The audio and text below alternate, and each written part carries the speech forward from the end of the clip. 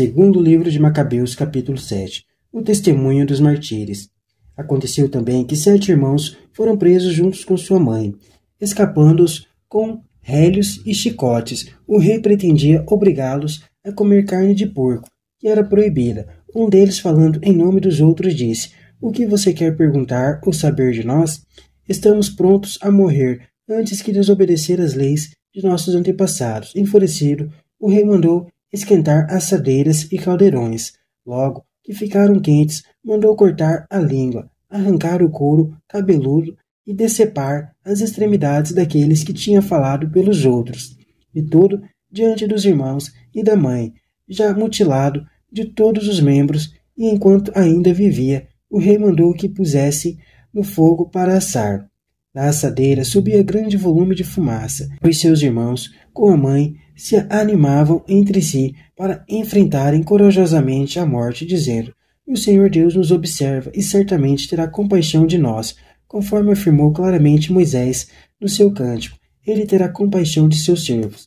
Depois que o primeiro morreu, levaram um segundo para a tortura. Após lhe arrancarem o couro cabeludo, perguntaram: "Você gostaria de comer antes que seu corpo seja torturado, membro por membro?" Ele, porém, respondeu na sua língua materna: "Não. Por isso fui submetido às mesmas torturas do primeiro." Antes de dar o último suspiro, ainda falou: "Você, bandido, nos tira desta vida presente, mas o Rei do mundo nos fará ressuscitar para uma ressurreição eterna de vida, a nós que agora morremos pelas leis dele."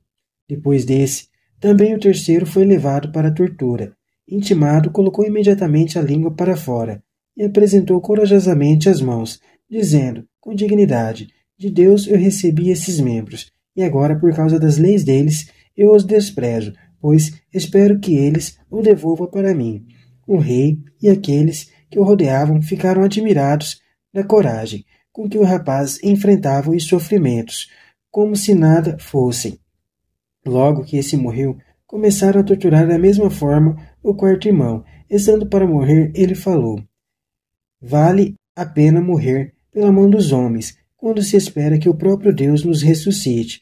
Para você, porém, não haverá ressurreição para a vida." E imediatamente apresentaram o quinto e passaram a torturá-lo. Olhando bem para o rei, ele afirmou: "Mesmo sendo simples mortal, você fez o que quer, porque tem o poder sobre os homens. Mas não pense que o nosso Deus, o nosso povo, foi abandonado por Deus. Espere um pouco e verá como o grande poder dele vai torturar você e sua descendência." Depois desse, trouxeram também o sexto. Quando estava morrendo, ele ainda falou: "Não se iluda, nós estamos sofrendo tudo isso por nossa culpa, porque pecamos contra o nosso Deus. Por isso, nos acontecem essas coisas espantosas. Quanto a você, que se atreveu a lutar contra Deus, não pense que ficará sem castigo. Extraordinariamente admirável, porém, e digna da mais respeitável lembrança, foi a mãe. Ela, vendo morrer seus 7 filhos num só dia, suportou tudo corajosamente, esperando no Senhor. Ela encorajava cada um dos filhos na língua dos seus antepassados, com atitude nobre, e animando sua ternura feminina, com força viril. Assim falava com os filhos: "Não sei como vocês apareceram no meu ventre. Não fui eu que dei a vocês o espírito e a vida, nem fui eu que dei forma aos membros de cada um de vocês. Foi o Criador do mundo. Modela a humanidade e determina a origem de tudo. Ele, na sua misericórdia, lhes devolverá o espírito e a vida, se vocês agora se sacrificarem pelas leis dele."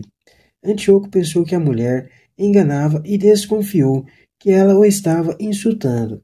Restava, porém, o filho mais novo, e o rei tentava convencê-lo e até lhe garantiu sob juramento que, se renegasse as tradições dos antepassados, ele o tornaria rico e feliz, o teria como amigo e lhe daria cargos importantes. Entretanto, o menino não deu a menor atenção. Por isso o rei chamou a mãe e pedia que ela aconselhasse o menino para o próprio bem dele. Depois de muita insistência do rei, ele aceitou falar com o filho. Abaixou-se e, enganando esse rei cruel, usou a língua dos antepassados e falou assim: "Meu filho, tenha dó de mim. Eu carreguei você no meu ventre durante 9 meses. Eu amamentei você por 3 anos. Eduquei, criei, tratei você até esta idade. Meu filho, eu lhe imploro, olhe o céu e a terra, e observe tudo que nele existe. Deus criou tudo isso do nada, e a humanidade teve a mesma origem. Não fique com medo desse carrasco. Ao contrário, seja digno de seus irmãos e enfrente a morte. Desse modo, eu recuperarei você junto com seus irmãos no tempo da misericórdia. Apenas ela acabou de falar, o rapazinho disse: o que vocês estão esperando? Eu não obedeço às ordens do rei, obedeço às determinações da lei que foi dada a nossos antepassados através de Moisés.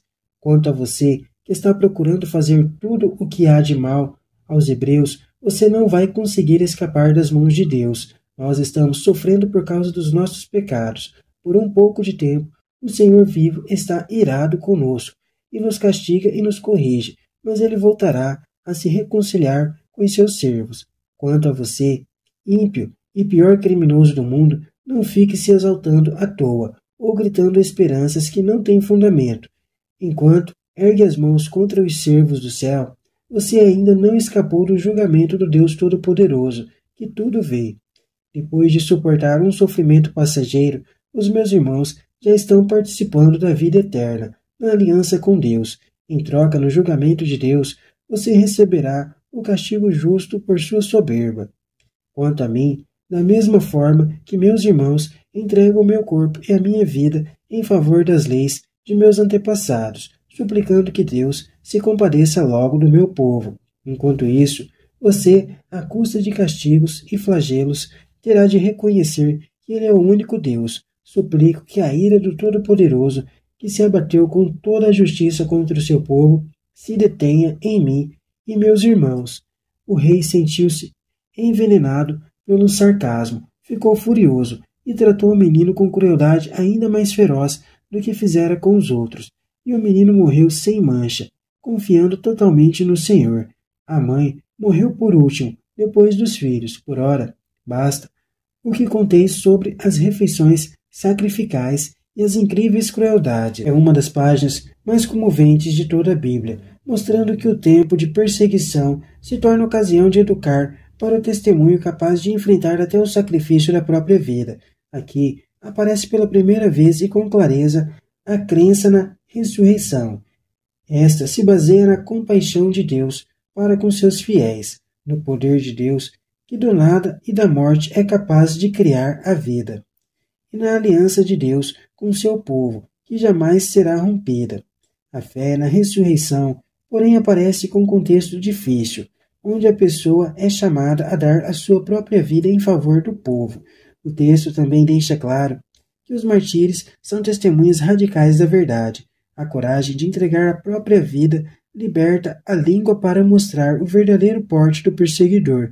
Este, na verdade, luta contra o próprio Deus e é, portanto, o maior criminoso do mundo. A fé na ressurreição não é neutra. Deus ressuscita os justos para a vida. Quanto aos injustos, não ressuscitarão. Seu destino é a morte definitiva.